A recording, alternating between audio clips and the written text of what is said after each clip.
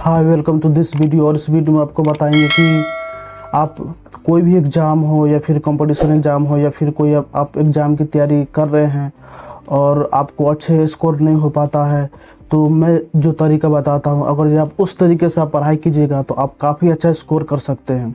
ठीक है, आपको काफ़ी अच्छे नंबर ला सकते हैं। क्योंकि क्या होता है कि हम पढ़ाई तो करते हैं लेकिन एक रूटीन होता है वो हम फॉलो नहीं कर पाते हैं। अगर जब एक रूटीन अच्छे से फॉलो करेंगे तभी जाके आप अच्छे नंबर ला पाएंगे या फिर उस चीज़ में सक्सेस हो पाएंगे। क्योंकि क्या होता है कि हम अपने रूटीन के अकॉर्डिंग हम पढ़ाई नहीं कर पाते हैं, जिसकी वजह से हमारे अच्छे नंबर नहीं आ पाते हैं। हमको पता ही नहीं चलता है कि हम कैसे पढ़ाई करें।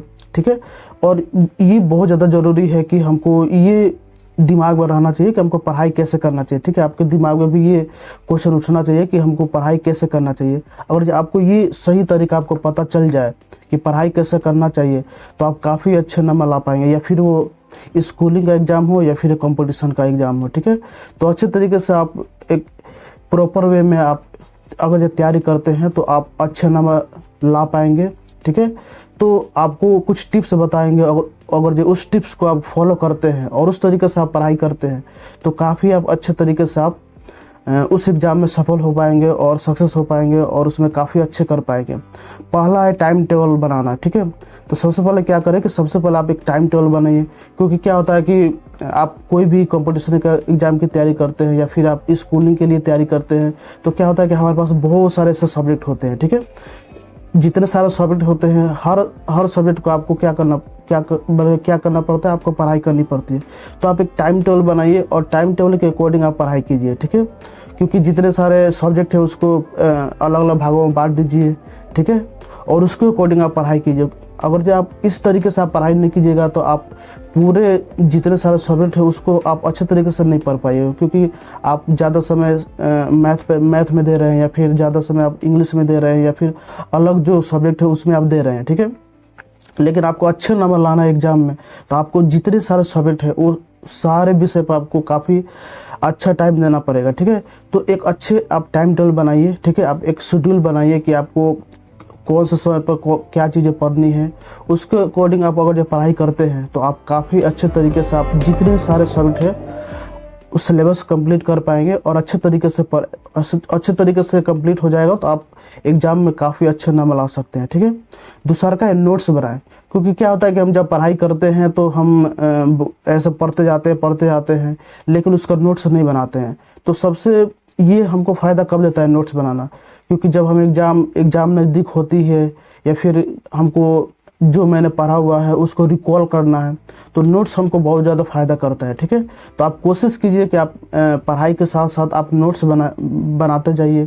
जो आप पढ़ रहे हैं उसको अच्छे तरीके से नोट्स बनाइए। ठीक है, अगर जो नोट्स आप बनाते हैं तो आप देखेंगे कि आप अगर जो एग्ज़ाम आपको नज़दीक आती है तो आप उस नोट्स को पढ़ लेंगे या फिर उसको रिकॉल करना है तो उसको अगर जो आप देख लेंगे नोट्स को तो आपको काफ़ी ज़्यादा फ़ायदा होगा। तो यही फ़ायदा होता है कि आप नोट्स बनाएंगे तो ये सारी चीज़ें आपको फ़ायदा होगा। ठीक है, ज़्यादा आपको फिर वो चीज़ें नहीं पढ़नी पड़ेगी। क्योंकि क्या होता है कि जब हम पढ़ाई करते हैं और उसको नोट्स नहीं बनाते हैं तो क्या होता है कि फिर हम कुछ दिनों के बाद भूल जाते हैं। ठीक है, तो क्या होता है कि अगर जब भूल जाएंगे तो फिर आपको वही चीज़ फिर से पढ़ाई करनी पड़ेगी। इससे अच्छा है कि आप एक नोट्स अच्छे तरीके से बना लीजिए। आप नोट्स बनाएंगे तो क्या होगा, वो पूरा जो आपका टाइम बचेगा तो आप दूसरे सब्जेक्ट में लगा सकते हैं। तो यही फ़ायदा होता है नोट्स बनाने का। तीसरा है सिलेबस के अनुसार पढ़ाई करें। क्या होता है कि हमको यही पता नहीं होता है कि हम क्या पढ़ाई कर रहे हैं। तो सबसे ज़रूरी है कि आप सिलेबस के अकॉर्डिंग पढ़ाई करें। आपको पता होना चाहिए कि जो एग्ज़ाम की तैयारी कर रहे हैं, ठीक है, तो उस एग्ज़ाम के अकॉर्डिंग सबसे इम्पोर्टेंट कौन सा सब्जेक्ट होता है। ठीक है, मतलब जैसे मैथ है तो मैथ जो एग्ज़ाम में कौन सा ज़्यादा किस टॉपिक से ज़्यादा क्वेश्चन पूछता है। तो इस तरीके से आप पढ़ाई करेंगे तो आपको एग्ज़ाम में काफ़ी हेल्प मिलेगा, काफ़ी अच्छे नंबर आएंगे। क्योंकि क्या होता है कि बहुत सारे ऐसे बच्चे होते हैं कि सिलेबस के अकॉर्डिंग पढ़ाई नहीं करते हैं। उनको जब कुछ भी ऐसा पढ़ाई करते हैं, उनको जो लगता है वो पढ़ाई कर लेते हैं, जो उनको अच्छा लगता है वही पढ़ाई कर लेते हैं या फिर उसको छोड़ देते हैं। उनको यही नहीं पता रहता है कि जो हम जिस एग्ज़ाम की हम तैयारी कर रहे हैं उसके अकॉर्डिंग हमारे जो चैप्टर होते हैं, हमारे जो सिलेबस में जो चैप्टर होते हैं, जो हमारे लेसन होते हैं वो लेसन कौन कौन इम्पोर्टेंट होता है हमारे एग्ज़ाम के अकॉर्डिंग, ठीक है। तो एक सिलेबस के अकॉर्डिंग अब आप पढ़ाई करें, नहीं तो क्या होता है कि हम काफ़ी अपना एनर्जी वेस्ट कर देते हैं, हम पढ़ाई करते हैं लेकिन हमारे अच्छे नंबर नहीं आ पाता है। यही वजह होता है क्योंकि आपको पता ही नहीं है क्या सिलेबस क्या है, आपको क्या चीज़ पढ़ना है, क्या चीज़ नहीं पढ़ना है, ठीक है। तो आपको एक सिलेबस के अकॉर्डिंग पढ़ाई करना चाहिए। आपको क्या होना चाहिए, आपको देखना चाहिए कि सिलेबस में क्या है, कौन सा ऐसा चैप्टर है, कौन सा ऐसा टॉपिक्स है जिससे ज़्यादा क्वेश्चन पूछे जाते हैं एग्जाम में। तो उस टॉपिक्स को आप टारगेट करें और उसको आप अच्छे तरीके से पढ़ाई करें, क्योंकि आप सिलेबस के अकॉर्डिंग अगर जब पढ़ाई करते हैं तो देखेंगे कि आपके एग्ज़ाम में काफ़ी अच्छे नंबर आ जाएंगे, ठीक है।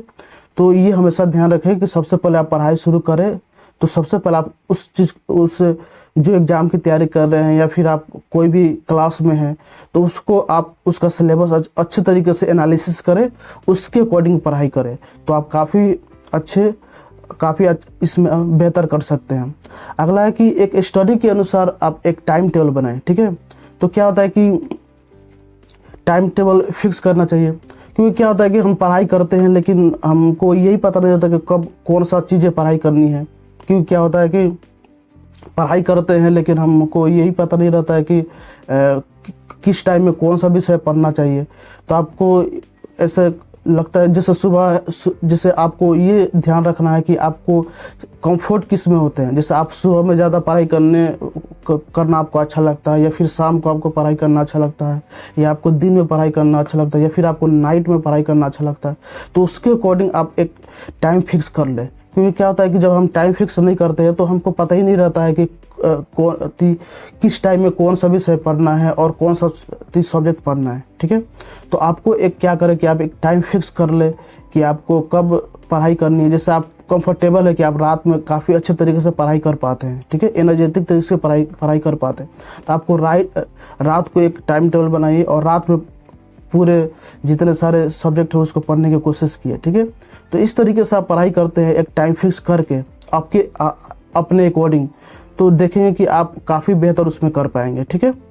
और चौथा है आपका डेली स्टडी करें, ठीक है। क्योंकि क्या होता है कि जब हम पढ़ाई करते हैं तो हम जैसे एक्साइटेड होते हैं, या फिर हम नए कॉलेज में जाते हैं, या फिर नए कोई चीज़ की तैयारी करते हैं, या फिर कोई नए क्लास में जाते हैं, तो हम शुरुआत में काफ़ी एक्साइटेड होते हैं कि हमको कुछ बनना है, कुछ करना है, हमको एग्ज़ाम में हमको टॉप करना है, माने ऐसे बहुत सारे हमारे ख्याल दिमाग में आते हैं, ठीक है। तो हम क्या करते हैं, ज़्यादा एक्साइटेड हो जाते हैं, और एक्साइटेड होकर क्या होता है कि हम पढ़ाई शुरू करते हैं और हम एक दिन में 8 घंटे 7 घंटे 6 घंटे ऐसे पढ़ाई करते हैं, 12 घंटे पढ़ाई कर लेते हैं, ठीक है। और क्या होता है कि धीरे धीरे हमारा जो एक्साइटेड लेवल है वो धीरे धीरे कम होने लगता है। तो आपको दिमाग में ये रखना है कि हमको कांस्टेंट यानी हमको डेली बेसिस पे पढ़ाई करना है। ये नहीं कि आप एक दिन में 8 घंटा पढ़ाई करो और एक दिन में आप 1 घंटा भी पढ़ाई ना कर पाएँ, ठीक है। तो आपको ये ध्यान रखना ज़रूरी है कि आपको डेली बेसिस पे पढ़ाई करना है, या फिर आपको जैसे पढ़ाई आप कर रहे हैं तो आपको सबसे पहले ये नहीं कि पहले दिन से आप 8 घंटा 12 घंटा पढ़ाई करना शुरू कर दें। आप 2 घंटे से 3 घंटे से आप शुरू कर सकते हैं, ठीक है। तो आप छोटे जो टाइम होते हैं उसके अकॉर्डिंग आप पढ़ाई करें। आप सबसे पहले 2 घंटा का टाइम टेबल बनाइए, उसके अकॉर्डिंग आप पढ़ाई कीजिए। ऐसे ही धीरे टाइम को इंक्रीज करते जाइए, 2 से ढाई, ढाई से 3, 3 से 7, 3 से 4। तो आप क्या करेंगे कि आप अपने टाइम को धीरे इंक्रीज करें। तो उसके अकॉर्डिंग इस तरह से आप अगर ये पढ़ाई करते हैं और अपने टाइम को इंक्रीज करते हैं तो देखेंगे कि आप काफ़ी आपको टाइम भी इंक्रीज हो जाएगा, और आपको पढ़ने का तरीका भी आपका चेंज हो जाएगा, और काफ़ी अच्छे तरीके से पढ़ाई कर पाइएगा, ठीक है। तो इसके जितने सारे मैंने टिप्स बताए उसके अकॉर्डिंग अगर जब पढ़ाई करते हैं तो हमको नहीं लगता है कि कोई सा एग्ज़ाम हो या फिर कोई सा कंपटीशन हो, आप उसमें सक्सेस नहीं हो पाइएगा, ठीक है। आप उसमें काफ़ी बेहतर कर पाइएगा और काफ़ी उसमें अच्छे नंबर ला पाइएगा, ठीक है। तो इसके अकॉर्डिंग आप पढ़ाई करें। और क्या होता है कि हम पढ़ाई तो करते हैं लेकिन ये जो माइंडसेट होता है उसको बदलना ज़रूरी है, ठीक है। अगर ये माइंडसेट आप नहीं बदलेंगे तो आप एग्ज़ाम में अच्छे तरीके से नहीं कर पाएंगे। क्योंकि क्या होता है कि हम जितने सारे एग्ज़ाम होते हैं ठीक है। तो हर एग्ज़ाम की डिमांड अलग अलग होती है, ठीक है। तो हमको क्या करना होता है कि उसके अकॉर्डिंग हमको पढ़ाई करनी पड़ती है। उसके अकॉर्डिंग आप अगर जब पढ़ाई करेंगे तो ज़रूर आप उसमें सक्सेस हो पाइएगा, ठीक है। तो जितना मैंने टिप्स बताया उसको अपने दिमाग में रखें, ठीक है। एक माइंडसेट बनाइए और इस तरीके से आप पढ़ना शुरू कीजिए तो आप काफ़ी बेहतर कर पाएंगे, ठीक है। तो thank you for watching this video, और इस वीडियो को देखने के लिए धन्यवाद। जय हिंद, जय भारत।